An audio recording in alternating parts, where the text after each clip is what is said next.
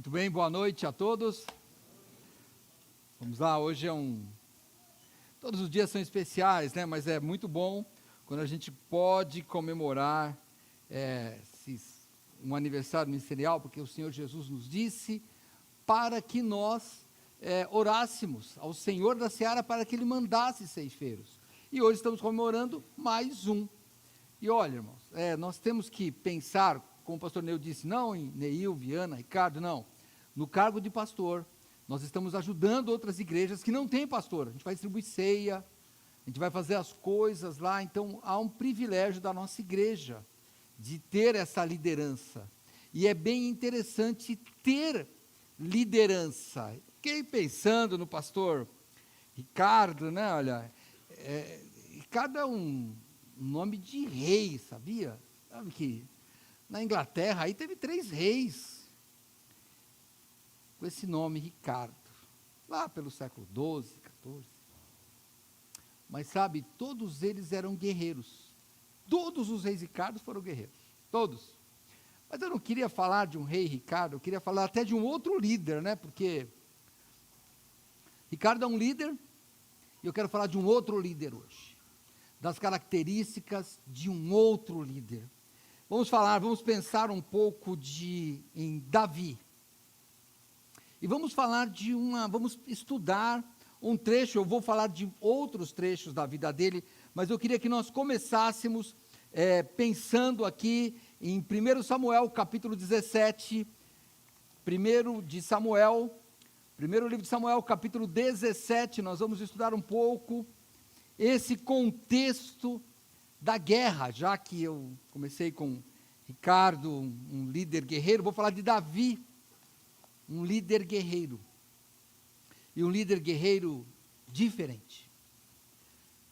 Primeiro livro de Samuel, capítulo 17, verso 34, diz assim a palavra do Senhor: Então disse Davi a Saul: Teu servo apacentava as ovelhas de seu pai, e quando vinha um leão e um urso, tomava uma ovelha do rebanho, eu saía após ele e o feria, e livrava-a da sua boca. E quando ele se levantava contra mim, lançava-lhe mão da barba e o feria e o matava. Assim, feria o teu servo, o leão como o urso. Assim será este incircunciso filisteu como um deles, porque afrontou os exércitos do Deus vivo. Disse mais Davi: O Senhor me livrou das garras do leão e das garras do urso. Ele me livrará da mão deste filisteu.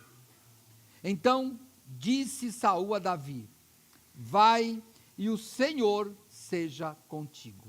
Até aqui, vamos orar. Senhor nosso Deus e Pai, obrigado, Senhor, porque o Senhor levanta durante a história líderes.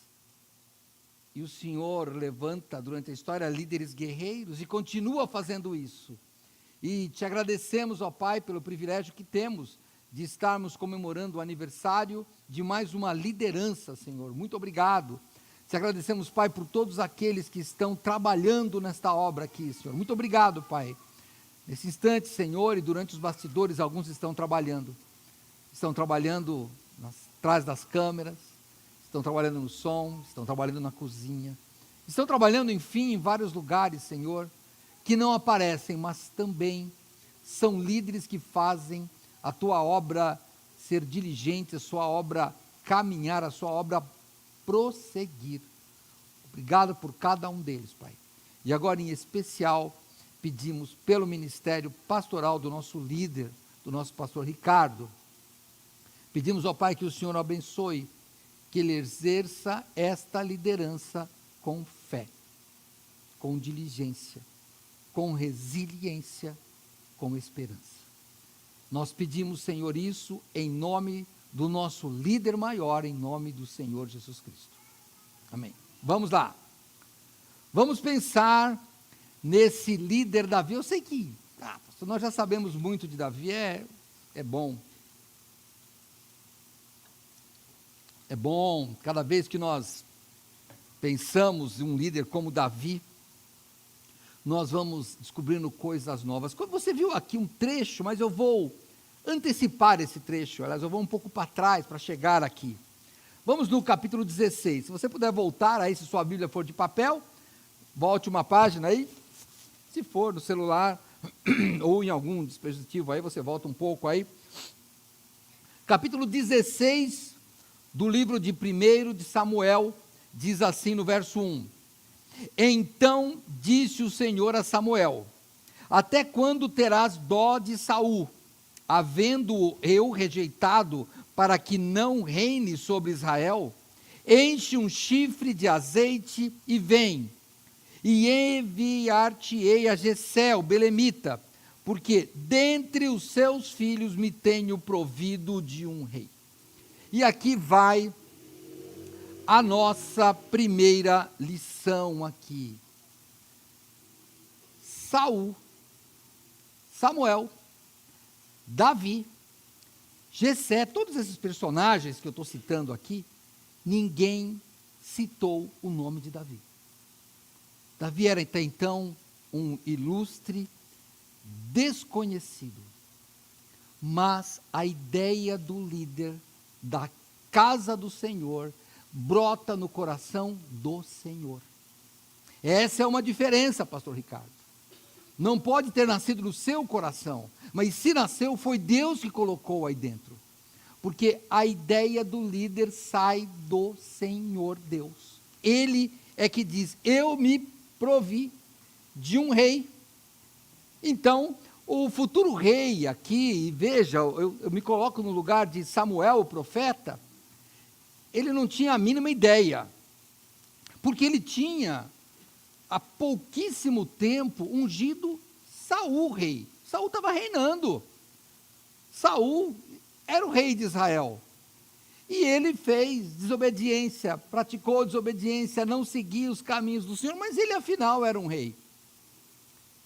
E Samuel estava debaixo da autoridade dele.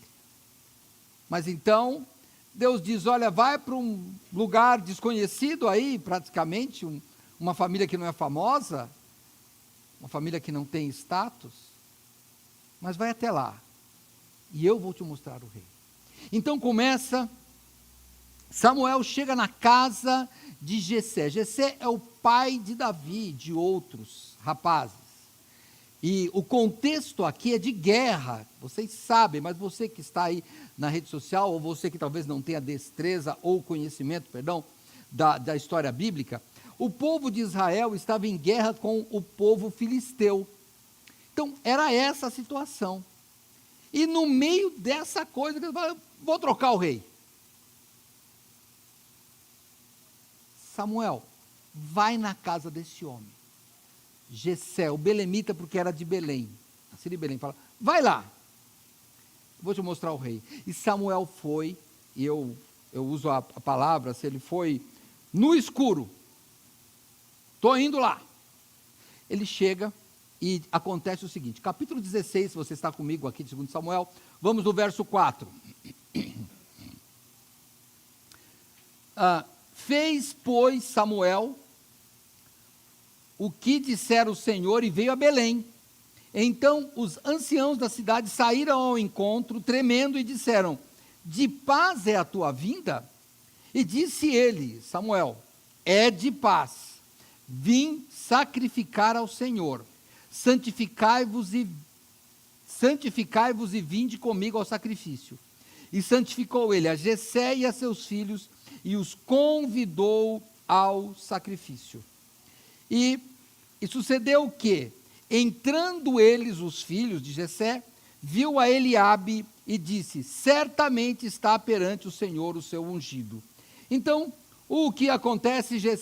Samuel convida Jessé e os seus filhos, e aqui vocês vão presenciar um desfile de candidatos, igual a nossa propaganda eleitoral, sabe, aquela de que eu vou prometer isso, eu vou prometer aquilo, só que não tinha essa propaganda, eles só tinham que se apresentar. E aí, eu lembro, vocês lembram do Enéas, né? Ele só tinha 30 segundos, ele falava: meu nome é Enéas, então era mais ou menos assim, não podiam falar nada. Ele chegou, e quando Samuel viu Eliabe, ele falou assim: olha, eu estou na minha novela aqui, minha novela. Caramba, vou imaginar Eliabe, hein? Olha aí, se eu fosse mulher ia ser mais fácil. Altão, bombadão assim de academia, bonitão, cara de rei. Tem que ser bonito, rei feio, ninguém merece, né? Vou brincando algumas coisas para descontrair, tá? Para vocês acordarem, para não dormir, tá bom? Tá meio friozinho, né? Não, eu falei assim, se não, eu duvido que ele seja aquele rei do Shrek lá, não era. Porque ele não tem cara de rei, aquele baixo, não, aquele não é rei, não. Ele viu aquele grandão, o príncipe lá, e falou, esse aí, ó, é o rei, está escrito na cara dele, sou o rei. Samuel ficou todo contente, pega o chifre, eu estou brincando, eu estou falando que a Bíblia não diz, mas ele já está assim, puxa, que tarefa fácil, chegou o rei aqui, vamos lá. Deus fala, para, ele, não é esse, guarda o chifre. Aí ele olha e fala, não é? Não. Aí continua o texto no versículo 6. E sucedeu que entrando eles quem? Os candidatos lá fazendo a propaganda eleitoral, votem em mim para rei. Viu Eliabe e certamente, e disse, certamente está perante o Senhor o seu ungido. Porém o Senhor disse a Samuel, não atentes para a sua aparência, nem para a grandeza da sua estatura, porque eu tenho rejeitado. Porque o Senhor não vê como vê o homem, pois o homem vê o que está diante dos olhos, porém o Senhor olha para o coração. Então ele falou assim, não é esse, vamos olhar o outro que é o mais feinho, e foi passando os outros filhos, aquele desfile, né, e olha, Samuel, ele tinha que esperar o quê? Uma chamada do Senhor, sabe, era o voto, a apuração da urna, que a urna era um votante só que era Deus. Então ele passou o segundo e falou, vou brincar, hein? Não está na Bíblia, eu estou falando que não está na Bíblia, eu estou me colocando na posição de Samuel. Aí entra Ricardo, o nosso segundo lá, ele fala, bom, não tem lá essa cara de rei, mas vamos lá, vai, ele está no grupo, como disse um jogador aí, né? Ele está no grupo, vamos deixar, aí ele pega o chifre de novo, estou brincando, ele não pega não, mas na Bíblia, na minha história ele pega o chifre e fala, é esse, Deus fala, não, é esse ainda, ele volta. Aí ele já fala, já não vou pegar chifre, vou esperar. Aí vem, quando ele vê o último, brincando eu estou, irmão, só entendo. Quando ele vê o último filho lá, ele, agora sim, só tem esse. Não é lindão, não tem na cara de rei não, mas a gente vai mandar uma maquiagem nele. Pegou o chifre, Deus falou, também não é. Ele falou, não é possível, agora acabou, senhor. Vou brincar na minha conversa com Samuel, hein? Senhor, acabou os homens aqui. Acabou os candidatos, senhor. Eu estou vendo que acabou. Mas daí, na minha ideia, Samuel era um profeta do Senhor e um bom profeta. Ele fala, não, Deus não se engana. Deus não mente. Tem alguma coisa errada aqui. Porque o Senhor me mandou aqui para ungir um rei. Ele foi claro, quem seria o ungido seria um filho de Jessé. Acabaram-se os filhos de Jessé. E aí, na minha novela, eu ia colocar, deve ter um filho espúrio. Vai entrar uma mulher aqui dizendo, esse também é filho. Eu imaginei tudo isso, mas não é verdade, não tem nada disso na Bíblia, eu estou só brincando para vocês não dormirem. Acabou o desfile e não chegou o rei. Se Deus não errou, ele olha, porque ele, lembra, Samuel é um homem temido, hein? Era um homem temido. Os anciãos ficaram com medo dele. Então, se ele falasse, Jessé, não tem nenhum filho aí fora desse casamento, não? Jessé ia contar. Quando acaba os personagens, ele olha e fala, não, Deus não mente, Deus não se engana. Ele olha para Jessé no verso 10. Assim fez passar Jessé a seus 7 filhos, o desfile foi longo, diante de Samuel. Porém, Samuel disse a Jessé, o Senhor não tem escolhido a estes. Disse mais Samuel a Jessé, acabaram-se os moços? E disse Jessé, ainda falta o menor, que está apacentando ovelhas. Parênteses colocado pelo Viana, que não tem cara de rei, que não tem jeito de rei, que não tem iniciativa de rei, que nunca será rei. Tanto assim que eu, pai Jessé, já falei, não quero nem mostrar, porque ele não tem condição nenhuma. Mas isso fecha parênteses, agora vamos voltar para a Bíblia de verdade. Ainda falta o menor que está apacentando as ovelhas. Disse, pois, Samuel a Jessé, manda chamá-lo, porquanto não nos assentaremos até que ele venha aqui. E aí, de novo, vamos pensar, irmãos, olha, eu fiquei tão assim empolgado, pastor, com esse capítulo que eu estava escrevendo na minha novela, que você imagina, Davi estava lá cuidando das ovelhas, foi chamar e todo mundo ficou fazendo o quê?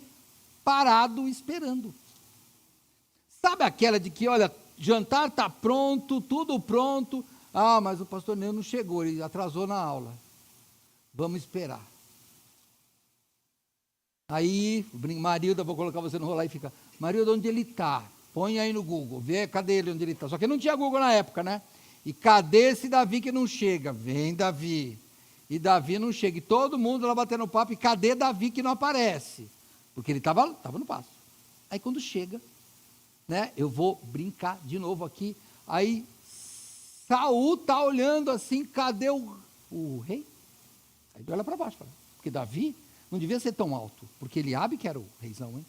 E olha o que acontece, olha aqui, verso 11, né, ainda está aqui que ele falei, verso 12, então mandou chamá-lo e fê-lo entrar, e era ruivo e formoso de semblante de boa presença, e disse o Senhor, levanta-te e unge-o, porque é este mesmo. E aí ele foi ungido rei. Olha que interessante, o pastor Ricardo, ele fez teologia, e nós esperamos de uma faculdade de teologia que saem pastores, mas saem teólogos. Quando você vê a família real, você espera que de lá saia reis, é assim que a gente espera. Nós temos um trabalho que chamamos de comunidade, porque é numa comunidade, um trabalho de quase 30 anos. De lá, esperávamos, quando muito, um convertido. Já seria muito bom. Mas como Deus dá sempre além daquilo que pedimos ou pensamos, de lá Deus nos deu um pastor. Você sabe que lá não é uma congregação? Lá é um trabalho social. O projeto nosso lá não é ter uma igreja, porque a gente quer que as pessoas de lá venham para cá. Então, o lugar mais improvável para sair um pastor era a comunidade da Minhoca. Era assim que chama. Era o lugar mais improvável. Mas é assim que Deus faz. Eu falo assim porque o pastor Ricardo não tem vergonha da sua origem. Ele não tem vergonha, ele fala abertamente isso, por isso que eu tenho liberdade de falar. Mas nunca se esqueça, Davi também não tinha vergonha de ser pastor, mas quando ele quis construir uma casa, Deus falou, te tirei de trás do curral de ovelha. Então, pastor Ricardo, uma das coisas que nós temos que pensar é sempre, eu sei de onde Deus me tirou. E assim serve para todos nós, não só um líder, um pastor. Todos nós que um dia recebemos a graça de o Senhor Jesus estender a mão e tirar-nos do lodo. Você lembra de onde você saiu? Pastor, eu não quero lembrar, eu também não quero, mas eu só quero que eu vou fazer um exercício ruim, para mim é ruim. Mas, dá uma lembrada nos seus amigos da época, onde eles estão hoje, os que não se converteram. Alguns nem vivos estão. Ricardo sabe disso. A gente foi em alguns velórios de lá, dos amigos dele. Não, Deus nos tirou de lá. Nós estávamos naquele curral, cuidando das coisas, sujos pelo pecado, e o Senhor Jesus nos tirou de lá. E Ele nos põe nos lugares que nós nem imaginamos. Colocou no lugar de pastor, colocou talvez no lugar de um instrumentista, colocou no lugar de um crente, que pode servir a Deus aqui, num privilégio de ter o melhor emprego do mundo, que é trabalhar para o Senhor. o melhor patrão do mundo, que é o Senhor. Deus nos tirou daquele charco. Então eu peço, não só que o pastor Ricardo conscientize de duas coisas, e também nós.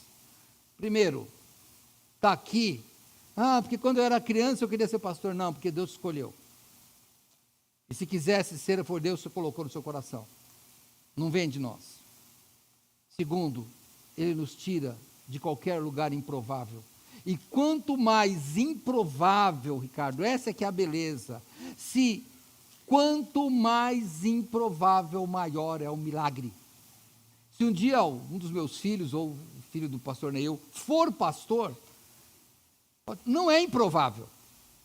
Não é improvável, é uma coisa normal. Mas de onde a gente sai, Ricardo, para falar é um pastor, aí sim, é improvável. Porque eu também sou improvável na minha família, improvável. Mas Deus nos tira. Eu queria que você soubesse que quando Cristo tira a gente dos lugares improváveis, Ele não precisa, mas eu nunca vou ser pastor. Ele vai te fazer assentar nos lugares celestiais. É isso que importa. Se você não tem Cristo, talvez o Senhor tenha usado hoje a consagração, o aniversário de consagração ministerial do Ricardo, para falar no teu coração.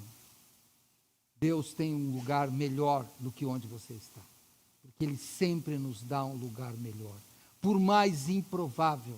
Sabe você que diz, eu nunca conseguirei ser um crente? É verdade, nenhum de nós nunca conseguiria ser um crente, se Deus não estendesse as mãos. É por isso que pessoas que têm vício, pessoas que são totalmente depravadas, pessoas que bebem, enfim, o pior, criminosos, se convertem e mudam de vida, porque o Senhor escolhe pessoas improváveis de lugares improváveis. Parabéns, pastor, por ter sido escolhido de um lugar improvável. Mas vamos continuar aqui. Ele foi ungido rei. Que ótimo, só tinha um problema: Israel já tinha um rei. Saul. E aí vem a diferença. Saul continuava lá com o problema da guerra. Ele tinha problema na guerra. E na guerra tem o alistamento, tem o alistamento militar, né? E olha como é que estava a guerra. Vamos pensar no jeito da guerra que estava, que eu vou chegar no trecho que nós começamos no princípio, mas vamos lá em primeiro livro de Samuel, capítulo 17. Quando estava na guerra, eles tinham lá, do lado dos filisteus, havia um gigante, chamado Golias. Ele era grande, forte e debochado. Ele queria humilhar o povo. Então, o que ele disse? Vamos lá, palavras de Golias, o gigantão. Verso 8 do capítulo 17. E parou e chamou as companhias de Israel e disse-lhes: para que saireis a ordenar a batalha? Não sou eu filisteu, e vós servos de Saul? Escolhei dentre vós um homem que desça a mim. Se ele puder pelejar comigo e me ferir, a vós seremos por servos. Porém, se eu o vencer e o ferir, então a nós sereis por servos e nos servireis. Disse mais o filisteu: hoje desafio as companhias de Israel, dai-me um homem para que ambos pelejemos. Ouvindo então Saul, e olha, o rei Saul, ouvindo então Saul e todo Israel estas palavras do filisteu, espantaram-se e temeram muito. Quem se espantou? O povo. Quem estava no meio do povo? Saul e os exércitos, ou o seu exército. Quem era? Eram homens armados, eram homens com couraças, eram homens com armaduras, eram homens com espadas, não eram indefesos. Aqui, eles já não são mais escravos. Não, eles são guerreiros. Lembra? Eles tinham conquistado terras. Eles tinham arte da guerra. A gente vê que até hoje, o povo oriental, Israel, Irã, que eram os persas, eles sabem guerrear. A gente não tem essa ideia, mas eles guerreiam até hoje, que eles sabem São homens experimentados na guerra. A guerra está na cultura deles. São estes homens que estão lá, ouvindo um filisteu fazer chacota do povo de Israel. E daí, vamos voltar para o nosso ungido? Ele foi ungido. E agora, sabe o que ele era? Pastor, agora ele era rei. Não, agora ele era marmiteiro. É isso que ele era. Ele era um marmiteiro, entregava, né? Você que trabalha aí nos aplicativos, né? Sabe aquele que aparece tudo? É igual, ele estava lá, tocava a campainha, se ele tivesse uma moto, ele ia entregar, que foi isso que aconteceu. Tocou a campainha, o cliente dele era o pai dele, Jessé, falou, vem aqui, vamos lá no capítulo 17, verso 17. E disse Jessé, o pai, a Davi, seu filho, o marmiteiro. O marmiteiro não está, eu coloquei. Toma, peço-te para teus irmãos um efa desse grão tostado, e esses 10 pães, e corre a levá-los ao arraial a teus irmãos. Porém, estes 10 queijos de leite leva ao capitão de 1000, e visitarás a teus irmãos, e vão a ver se estão bem, e tomarás o seu penhor. Então, ele era um marmiteiro, e tinha que ir lá, entregar as marmitas, e chamar de novo, para ver se estava tudo bem. Ele só queria, me garante que eles estão bem, porque para Jessé, Jessé está longe, Jessé pensa que está na guerra lá, ele não pensa que está passando essa vergonha toda, ele pensa que estão guerreando. Então vai lá, diz se os seus filhos estão bem, como é que está, e volta aqui. Só que quando Davi, o pastor de ovelhas, não soldado, quando chega Davi, o marmiteiro, o que vai levar as marmitas para os irmãos, quando ele chega lá, o que acontece? A guerra está num ponto curioso, porque guerras têm pontos curiosos. Nós estamos passando aí pela guerra aí, Irã fechou lá o Estreito de Hormuz para o mundo, pelo menos essa parte comercial atrapalhou muito. Então tem pontos interessantes, e a guerra lá em Israel, nesta época, estava num ponto interessante. O gigantão lá, de 2,5 metros de altura, gigante, com uma lança enorme, uma espada gigante, era praticamente um tanque de guerra militar lá, falando, vem um homem só aqui, que eu vou fazer picadinho dele, vem aqui. Saul, o que Saul faz? O rei, hein? Esse é o rei. O rei fala assim, olha, eu sou rei, mas eu não vou lá brigar com a senhora. Pastor Ricardo, estuda os seus reis Ricardos, eles foram. Morreram na guerra, mas foram. Saul, não, olha, faz o seguinte, quem for eu vou dar riqueza, vou dar minha filha, vou dar tudo, pode casar, contanto que você me livre desse homem gigante aqui. Davi foi e escuta a história. O marmiteiro chega e ele tinha que trazer notícias. Quais são as notícias? Vamos lá para no capítulo 17 ainda, verso 25. E diziam os homens de Israel, os soldados, vistes aquele homem que subiu? Pois subiu, que era Golias, pois subiu para afrontar a Israel. Há de ser, pois, que o homem que o ferir, o rei o enriquecerá de grandes riquezas, e lhe dará a sua filha, e fará livre a casa de seu pai em Israel. Então falou Davi aos homens que estavam com ele, dizendo, que farão àquele homem que ferir a esse filisteu, e tirar a afronta de sobre Israel? Quem é, pois, esse circunciso filisteu, para afrontar os exércitos do Deus vivo? É aí que muda a coisa. Não era a filha. Davi não queria a filha do rei. E você que vai ver aí depois, vai continuar lendo, porque a história é interessante, continua lendo, você que não conhece, continua lendo. Quando isso acontece, que ele vai acabar sendo genro do rei, ele fala, quem sou eu para ser genro do rei? Não queria ser genro do rei. Riqueza também não queria, não. O que deixa indignado é um homem afrontar o Deus vivo. Estamos numa época em que as pessoas estão afrontando Jesus. Estão afrontando o Deus vivo. Nós teremos que ser como Davi. Talvez isso já aconteceu em várias épocas da história. Normalmente, os cristãos não pegam em armas. Teve já momentos que pegaram em armas. Deus usou, mas não é um momento bonito da história das igrejas. Momento bonito é quando nos 3 primeiros séculos, os líderes, os guerreiros de Cristo morriam com alegria. Os guerreiros de Cristo queriam ir para a arena ser devorados pelos leões. Recentemente, lá nos Estados Unidos, lá quando Martin Luther King chegou e falou, não, nós não vamos guerrear. A gente ganha sem a violência. Os menonitas até hoje fazem isso, não usam violência. Por quê?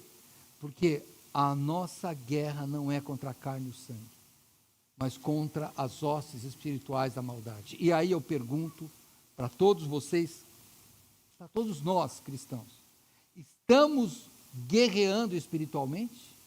Temos orado por nossas escolas? Temos orado pelas eleições que se aproximam? Temos orado para que se tire a afronta do nome dos cristãos? Ou não? Estamos esperando o quê? Davi ficou indignado que alguém pudesse levantar a voz e ofender o Senhor, Deus de Israel. Nós não podemos deixar que ofendam a Jesus Cristo, porque Ele é o Deus. Ele é o Deus. O que nós vamos fazer? Se for preciso, vamos morrer. Faz parte da luta. Faz parte da luta. Nós temos só que pensar. Davi tinha um jeito, ele achou um jeito. O jeito dele era se alistar no exército. Só que ele não tinha jeito de soldado, né? Samuel já tinha constatado que ele não tinha jeito para ser rei. E agora os soldados notam que ele não tem jeito para ser soldado, mas ele quer se alistar, né? Sabe aquele baixinho, magrinho, fraquinho, que quer se alistar? O sargento fala, sai daqui menino, vai crescer e volta depois. Sabe, era Davi que chegou lá. E aí o que acontece? Vamos lá no capítulo 17, verso 32, vamos ver o alistamento de Davi, porque aqui você vai ter um alistamento militar. Verso 32, e disse Davi, o marmiteiro aqui, hein? Estou brincando. E disse Davi a Saul, não desfaleça o coração de ninguém por causa dele. Teu servo, eu, irá e pelejará contra esse filisteu. Foi o alistamento dele. Mas sabe o que acontece? Alistamento negado. Sabe aquele que vai para a reserva, quando você foi se alistar, você é homem aí no Brasil é obrigatório, nem aquele vai para o reservista, vai embora, pega a carteira, não quero você aqui no exército. Saul, o chefe do exército, que era o rei, disse a Davi, contra este filisteu não poderás ir para pelejar com ele, pois tu és ainda moço, e ele homem de guerra desde a mocidade. Saul, o rei, estava certo. Davi não tinha jeito de rei, aliás, de soldado. Davi não tinha corpo de soldado. Davi não tinha habilidade de soldado. E a guerra estava ali. Se fosse para treinar aquele Davi como soldado, talvez depois de uns 5, 6 anos ele ia ser um soldado. Mas a guerra estava acontecendo, não dava tempo para isso. Então, o alistamento de Davi é rejeitado. Pum, carimbo, vai para a reserva. Você não vai ser.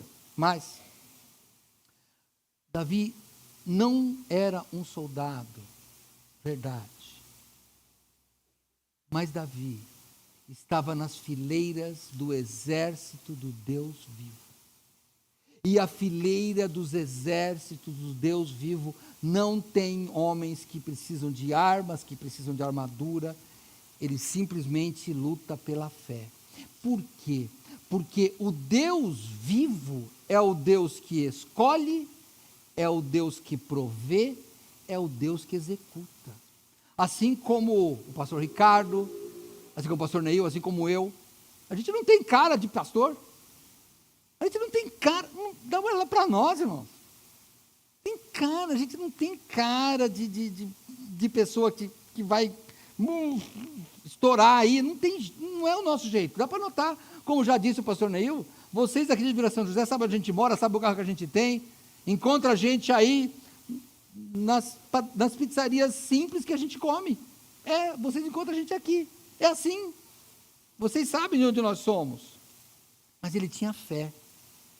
E aí tinha uma coisa que os improváveis têm. E aí, pastor Ricardo, tem uma coisa que você deve ter. Você deve ter. Eu devo ter. O pastor Neil deve ter. Os crentes devem ter. Empolgação e fé para falar do Deus vivo. Nós ouvimos aqui, Carlinhos, semana passada que ele esteve aqui, que ele corajosamente falou, Deus vai te curar. Ai, meu Senhor. Nós ouvimos o testemunho dele. Irmãos, Deus, ele faz as coisas. Só que nós temos que ser empolgados.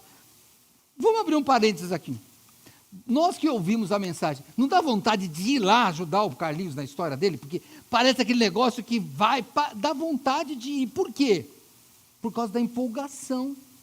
Eu não conheço o Carlinhos com detalhe. Mas, irmão, assim como eu, como o Neil, como o Ricardo, vai ter um momento que a gente senta e fala, Senhor, está difícil. Sabe, eu preciso estar empolgado, Senhor, mas me ajuda, porque acabou a empolgação. A gente acaba, irmãos, dá uma fraqueja. É assim que acontece, o coração da gente aperta também. Pensa que é só o seu? E o que Davi fez? Irmãos, se Davi tinha uma coisa que estava no coração dele, era entusiasmo. Eu até já preguei sobre entusiasmo aqui, hein? O senhor Neil falou de revisitar as mensagens, eu fiquei lembrando de algumas. Irmãos, lembra que eu já falei para os irmãos aqui há muitos anos atrás? Entusiasmo é uma palavra que vem direto do grego, de theos. Entusiasmo é Deus dentro da gente. Essa é a palavra entusiasmo. Você fala, está entusiasmado? Força, embora dos gregos, né? A força dos deuses, era essa a ideia. Isso é entusiasmo, é aquele, invencível, vou ganhar, pode deixar. Entusiasmo.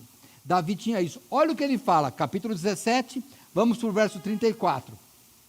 Depois que Saul rejeita o alistamento, bate o carimbo lá, né, e fala, vai embora. Ele, peraí. Deixa eu falar mais uma coisa.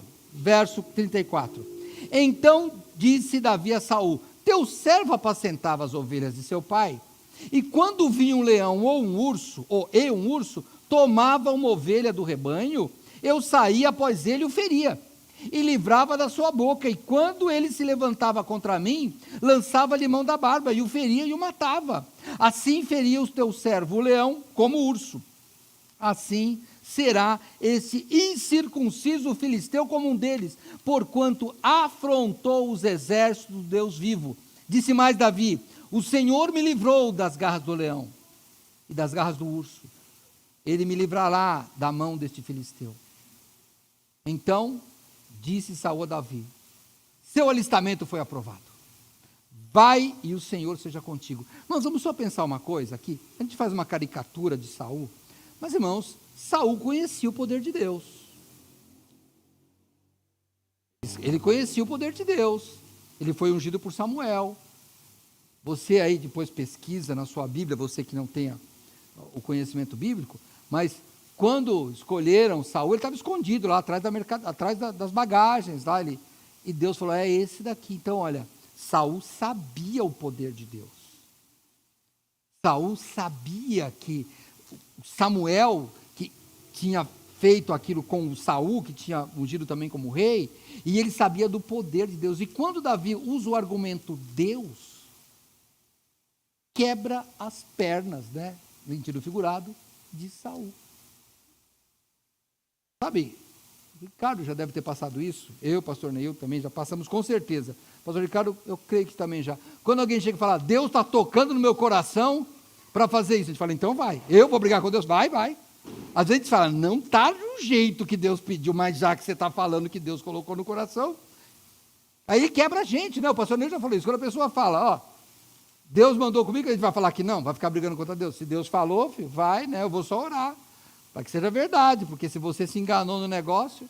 Mas Saul se convenceu com o entusiasmo daquele rapaz que confiava no mesmo Deus que Samuel. Samuel era um desobediente, mas ele cria no Deus de Israel. Ele cria no Deus de Israel. A gente nem vê nem história de idolatria com ele. Ele cria. Então, aquele argumento foi tão convincente que o alistamento foi aceito. Sabe, pastor? O que além de ser um homem improvável, de uma família improvável, além disso, porque Saul, e lembra-se, o reinado de pai para filho, hein? Saul era de Benjamim, era de outra tribo. Davi era de Judá, era outra tribo. Então, a sequência de uma monarquia seria que os filhos de Saul fossem rei. Então, Davi era improvável. Davi não era o soldado, era improvável que ele era. Não tinha vindo do exército, porque o bom seria um grande soldado ganhar a guerra, para que o rei Saul pudesse dizer: foi treinado por mim, foi treinado na minha escola, seria um orgulho para ele. E aí vem aquele rapazinho aparentemente fraco, mas que ele tinha uma fé que era maior. Então, o pastor Ricardo, como eu disse, ele já fez teologia, mas você sabe que aqueles estudos teológicos, pastor, na hora da fé, valem zero. Eu já fiz muito, você sabe disso. Na hora da fé, irmãos, fé não precisa de teologia.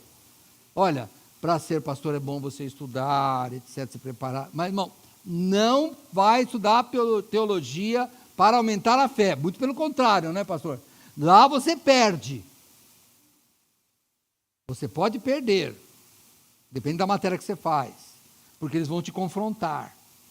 Então, se você quer ter fé, é você e Deus. Davi não teve escola de príncipe. Davi não teve escola de exército. Davi teve só escola de fé.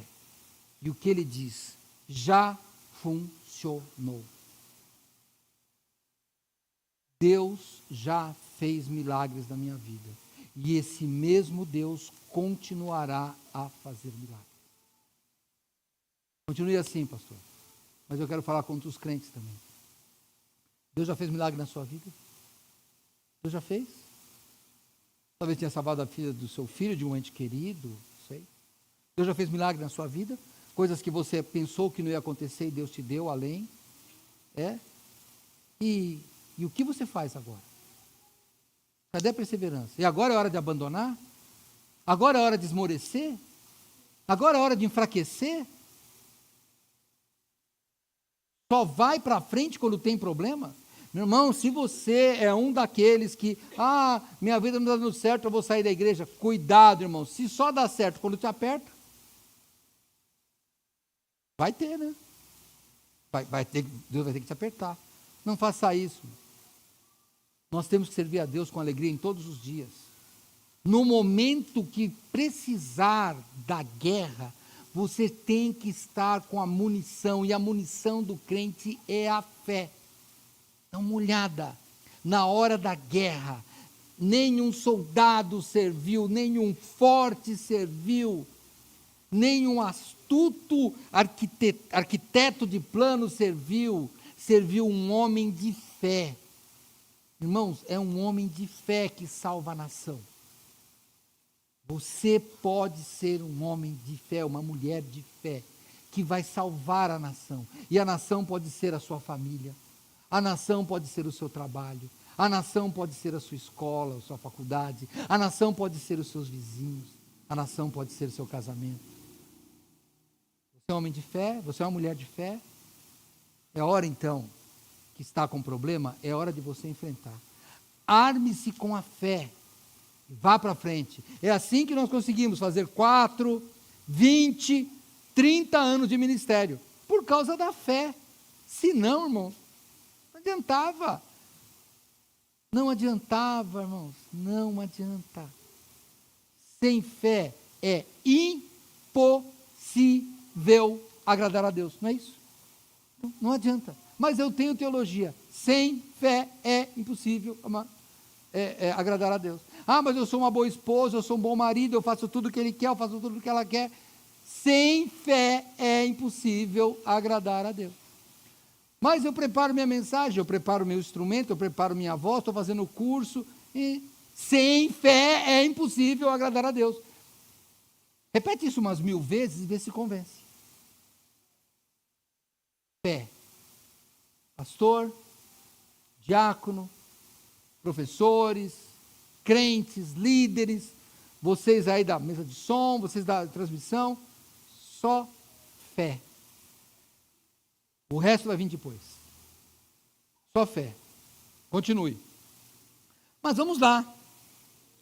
Saul aceita o alistamento. Olha que interessante, verso 38, do mesmo capítulo 17, tá? E Saul vestiu a Davi de suas vestes, da roupa de Saul, e pôs sobre a cabeça um capacete de bronze, e o vestiu de uma couraça. E Davi cingiu a espada sobre as suas vestes, e começou a andar, porém nunca o havia experimentado. Então disse Davi a Saul: não posso andar com isso, pois nunca experimentei. E Davi tirou aquilo de sobre si, e tomou o seu cajado na mão, e escolheu para si 5 seixos, 5 pedras do ribeiro, e pô-los no alforje de pastor que trazia, a saber, um surrão. E lançou mão da sua funda, e foi aproximando-se do filisteu. O filisteu, Golias, também vinha se aproximando de Davi, e o que lhe levava escudo ia diante dele. E olhando o filisteu e vendo a Davi, o desprezou, porquanto era moço, ruivo e de gentil aspecto. Ah, aqui eu tenho que parar para a minha novela. Olha eu como Davi aqui, mais uma vez. Meu pai, Samuel, meus irmãos, agora esse brutamonte, todo mundo não bota fé em mim. Ninguém acreditava. Você foi aquele filho na sua casa, você que teve mais irmãos, que ninguém punha fé em você, era só os outros que iam bem lá, você parece que era sempre o errado. Então, Davi era esse. Mais um que olha para ele e fala: você não tem cara de soldado nem aqui, nem na Filístia, nem na Pérsia, você não tem cara. Continua. Disse, pois, o filisteu a Davi: sou eu algum cão para vires a mim com paus? E o filisteu, pelos seus deuses, amaldiçoou a Davi. Disse mais o filisteu a Davi: vem a mim, e darei a tua carne às aves do céu e às bestas do campo. Davi, porém, disse ao filisteu: tu vens a mim com espada, com lança, com escudo, porém eu venho a ti em nome do Senhor dos exércitos, e o Deus dos exércitos de Israel, a quem tem afrontado. Hoje mesmo, o Senhor Deus dos exércitos, te entregará na minha mão, ferir-te-ei e tirarei a tua cabeça, e os corpos do arraial dos filisteus darei hoje mesmo às aves do céu e às feras da terra, e toda a terra saberá que há Deus em Israel, e saberá toda esta congregação que o Senhor salva, não com espada, nem com lança, porque do Senhor é a guerra, e Ele vos entregará na nossa mão. E sucedeu que, levantando-se o filisteu e indo encontrar-se com Davi, apressou-se Davi, correu ao combate a encontrar-se com o filisteu. E Davi pôs a mão no alforje e tomou dali uma pedra, e com a funda lhe atirou e feriu o filisteu na testa. E a pedra se lhe encravou na testa e caiu sobre o seu rosto em terra. Assim, Davi prevaleceu contra o filisteu com uma funda, com uma pedra, e feriu o filisteu e o matou, sem que Davi tivesse uma espada na mão. Por isso correu Davi, pôs-se em pé sobre o filisteu, tomou a sua espada, tirou-a da bainha e o matou, e lhe cortou com ela a cabeça. E vendo então os filisteus que seu herói era morto, fugiram. Então os homens de Israel e Judá se levantaram e jubilaram, e seguiram os filisteus até chegar ao vale, até as portas de Ecrom, e caíram feridos dos filisteus pelo caminho, de Saaraim até Gate, até Ecrom. Bom, vou parar aqui. Irmãos, nota, eu sei que esta história de Davi e Golias serve muito de mote para coach, né? Se você tem um Golias, joga pedra, eu sei, eu não quero ir para esse lado. Eu só quero te dizer que quando o Senhor Deus escolhe, Ele executa a obra. Nem sempre você vai ganhar na primeira pedra. Mas se você está lutando pelo Senhor, Deus dos exércitos, a vitória vem. Demora, mas vem. Pastor Ricardo, 4 anos lutando. Talvez ainda não tenha realizado os sonhos que você tem como pastor. Mas é assim mesmo. Vai demorar. Não é rápido.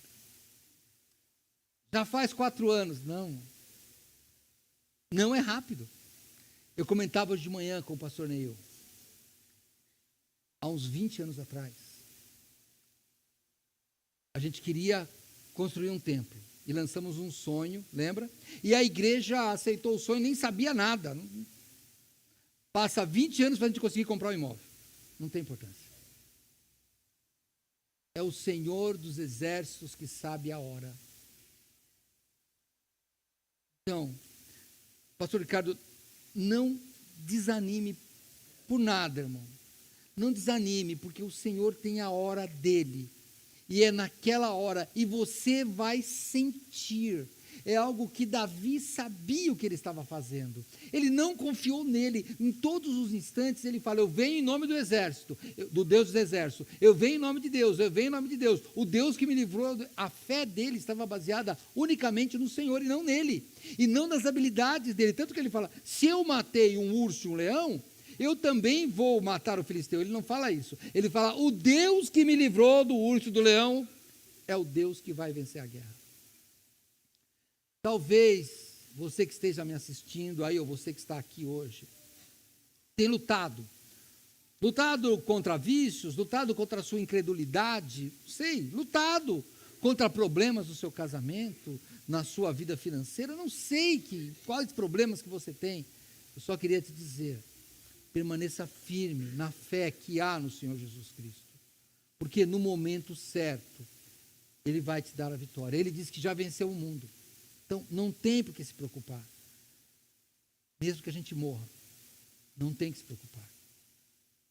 Hoje, pela manhã, o pastor Neil falou, nem todas as igrejas são eternas, que essa igreja não encerre nessa geração. Pastor, mas eu vou além, que essa igreja só feche as portas quando Cristo vier e falar, estou levando. É o que nós vamos fazer. Se vai esperar mais 100 anos, 200 anos, tanto faz. Eu quero que venha na minha geração. Não quero morrer, eu quero ir com Cristo. Mas se não for, irmãos, você que está aqui, deve ter algum Davi aqui. Talvez um desses pequenininhos aqui que estão até conversando, eles não sabem direito o que está acontecendo. Mas talvez já tenha um Davi aqui. Talvez já tenha alguém que Deus preparou aqui dentro. Ele não sabe ainda, Davi também não sabia. Estava cuidando de ovelha, estava entregando marmita, sabia o que fazer, mas Deus sabia. Eu espero que mesmo que eu não veja, que você, que seu filho, que o filho de seu filho, seja um Davi, que vença gigantes em nome do Senhor. Assim como o pastor Ricardo, o pai dele está aqui hoje. Então, olha, talvez o senhor não imaginava, esse filho ia estar sendo homenageado hoje, porque o Senhor vai além, Deus vai sempre além do que pedimos, além do que pensamos, creia nisso, só precisa ter fé. Davi não quis usar aquelas roupas, nada, mas a fé é assim. Eu vi alguém falando que a gente diz que vai para a academia por causa da saúde, mas tem um pouco de vaidade atrás. Deve ter mesmo. A fé não. Um homem de fé, você não precisa de olhar. Você olha na rua, você não sabe qual é o homem de fé. Você não sabe aqui quem que está orando. Você não sabe aqui quem de madrugada está levantando e orando? Sabe o coração dele. Mas há um Deus no céu que sabe. E a fé é vista por Deus. Quando você quer mostrar sua fé, deixa de ser fé. Porque a fé é a prova da coisa que não se vê. Então, você tem fé? Ah, mas ninguém me reconhece. Graças a Deus. Se te reconhecer, não é fé. Só vai reconhecer quando você precisar de enfrentar Golias na sua vida e faça exclusivamente pela fé.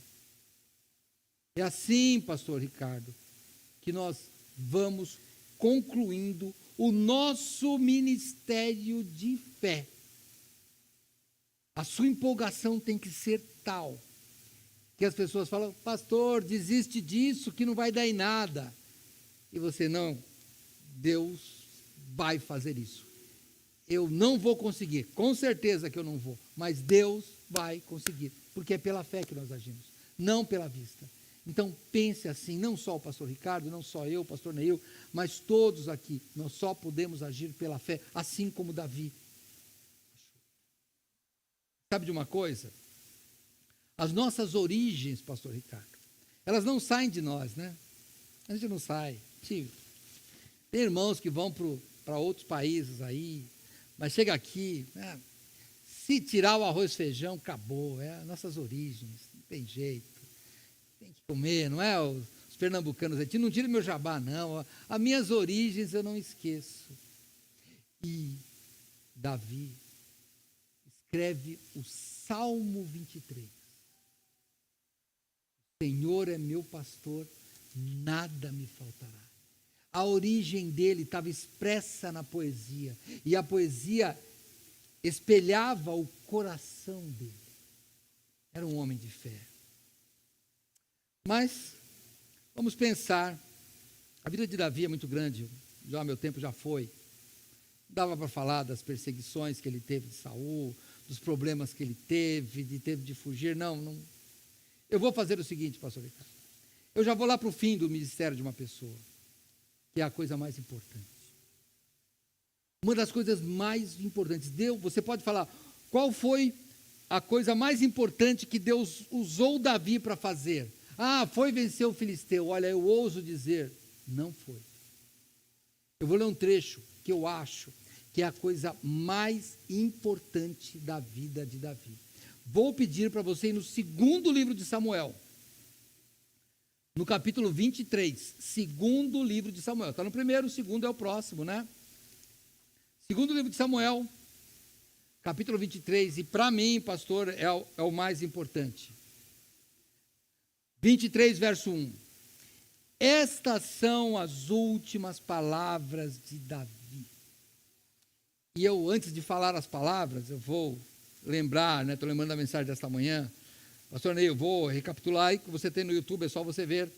O pastor Ney disse, estou acabando com a minha carreira de professor, porque já está chegando perto da aposentadoria, né? Mas eu não sei a visão de cada uma, né? Aposentadoria de pastor chama-se caixão. Eu não quero parar. Pode. Recebemos uma carta semana de alguém que foi jubilado. Que bom. Se eu tiver saúde, eu vou continuar. Se não for aqui, eu vou para outro lugar. E se eu não for pastor, eu vou trabalhar para o Senhor do mesmo jeito. Não tem. Porque até o final, pastor, até o final, Deus faz além daquilo que pensamos. Davi teve um sonho. Ele queria construir a casa. Deus não deixou, mas Deus deu algo melhor para ele. Deus mostrou para ele a casa que vinha ter. Olha que coisa maravilhosa. Capítulo 23, verso 1, Davi descrevendo a casa de Deus. 23, verso 1, do segundo livro de Samuel. Estas são as últimas palavras de Davi. Diz Davi, filho de Jessé, diz o homem que foi levantado em altura, o ungido do Deus de Jacó, o suave em salmos de Israel. O Espírito do Senhor falou por mim, e a sua palavra está na minha boca. Disse o Deus de Israel, a rocha de Israel a mim me falou, haverá um justo que domine sobre os homens, que domine sobre o temor de Deus. E será como a luz da manhã, quando sai o sol da manhã sem nuvens, quando pelo seu resplendor e pela chuva a erva brota na terra. Ainda que a minha casa não seja tal para com Deus, contudo estabeleceu comigo uma aliança eterna, que em tudo será bem ordenado e guardado, pois toda a minha salvação e todo o meu prazer está nele, apesar de que ainda não o faz brotar. Ele fala de Cristo. Ele fala do tabernáculo eterno que Jesus foi preparar para nós. Ele fala do que realmente importava. Davi queria construir algo de tijolo, algo de pedra, algo de concreto, de madeira, de cobre, de ouro. Mas Deus tinha algo mais importante que isso. Deus mostra para ele que vem o Messias da semente dele. Isso é o mais importante. O resto não é importante. Não é. Salomão, o filho de Davi, constrói um templo majestoso e é destruído. Mas Jesus nunca será destruído porque ele é o próprio Deus. Então, no final, são as últimas palavras dele. Deus usa Davi para confirmar a profecia do Messias. Talvez, pastor Ricardo, pastor Neil, talvez a gente não tenha frutos que a gente queria ter no ministério. Mas Deus vai nos mostrar, isso eu tenho uma convicção, assim como ele fez com Davi. Ele vai mostrar algo para dizer, vale a pena.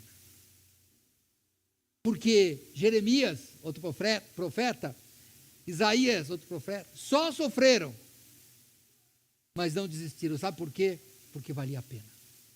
Porque ele estava olhando lá para frente.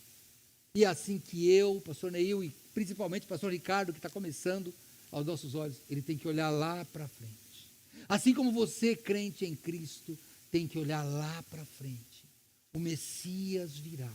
O Senhor Jesus virá buscar. E eu queria terminar, pastor, com outro líder que também teve nome de rei. Ricardo teve 3 na Inglaterra, mas Pedro também foi rei. Nós tivemos 2 imperadores. A Rússia teve imperador chamado Pedro, Espanha. Então, Pedro também é nome de rei. Vamos ver o que ele escreveu? Primeira carta de Pedro, já pode sair daí, do texto de Samuel, e vamos lá para o Novo Testamento. Vamos encerrar lá na primeira carta do apóstolo Pedro. Está lá no finzinho da sua Bíblia, praticamente. No capítulo 5, verso 1. E aí eu vou lhe deixar, pastor, esta palavra do outro líder, do outro rei, ou do outro que teve nome de rei, Pedro. Presbítero quer dizer pastor. Aos presbíteros, eu vou parafrasear, eu vou brincar, aos reis, aos líderes, cristãos, que estão entre vós, admoesto eu, que sou também pastor ou presbítero com eles, e testemunha das aflições de Cristo, e participante da glória que se há de revelar. Apacentai o rebanho de Deus que está entre vós, tendo cuidado dele, não por força, mas voluntariamente, nem por torpe ganância, mas de ânimo pronto, não como tendo domínio sobre a herança de Deus, mas servindo de exemplo ao rebanho. E quando aparecer o sumo pastor, alcançareis a incorruptível coroa da glória. Nota aqui, pastor Ricardo, que Davi, no fim da vida, vê o Messias e deposita confiança no Messias. E Pedro, aqui no fim da sua carta, ele faz a mesma coisa. Ele vê o Messias. E ambos estão dizendo para nós, vale a pena, porque o Messias vai vir. De Davi até cumprir a profecia dele foram 1000 anos. De Pedro já estão há 2000. Mas ele vai vir.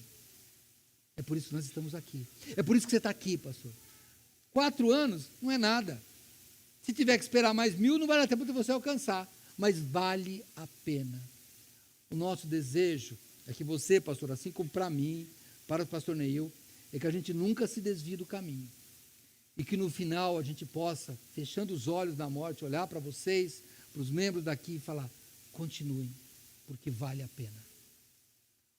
Falando de líderes, um grande líder do século passado foi Billy Graham. Ele foi, com todas as contestações que tem, ele foi um líder. E uma frase que ele falou que me marcou, ele disse: um dia vocês ouvirão que Billy Graham está morto, e eu vou dizer para vocês: é mentira, eu já estarei vivo com Cristo, esperando vocês. E eu digo a mesma coisa. Um dia vocês vão ouvir que pastor Neil, pastor Viana, pastor Ricardo estão mortos. Mentira, nós estaremos mais vivos do que nunca, esperando o Senhor Jesus Cristo. E sabe como vamos estar? Talvez um dia vamos estar nós três, vai estar Pedro, também Davi, todos estaremos lá. Por quê? Não porque somos melhores, porque o Senhor escolheu, o Senhor agiu, o Senhor colocou no nosso coração essa certeza: Ele voltará. Isso é o principal da nossa vida. Eu queria que você, que não tem Cristo ainda, pensasse: o que vai acontecer se você não tiver Cristo? A Bíblia diz que aquele que não tem Cristo já está condenado, porque não creu no unigênito Filho de Deus. Então eu te convido, aceite Cristo. E se você está lutando hoje, pastor, tudo isso é muito bonito, mas eu não consigo.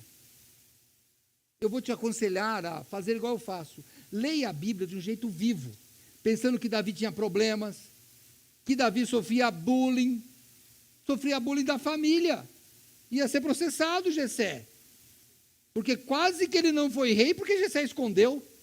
Olha só, irmãos, sofreu tudo, não pensa que foi fácil. Foi recusado no alistamento militar. Quando foi para a guerra, o gigante falou que ele também era baixinho, pequeno e feio, ou ruivo, sei lá o nome, fala.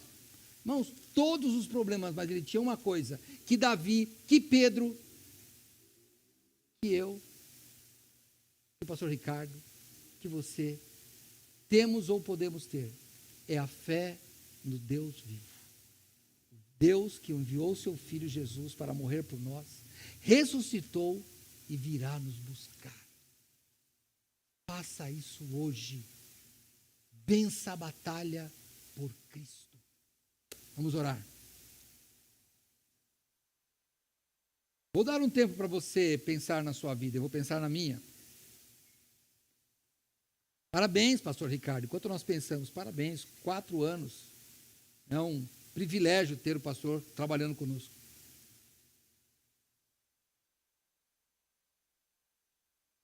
Porque a gente sabe que não está sofrendo sozinho, tem você aí junto.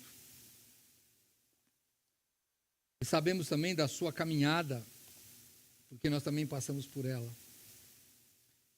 E o nosso desejo, eu tenho certeza que do pastor Ricardo é, porque ele faz isso na viagem missionária, é que você tenha Cristo e tenha essa certeza também.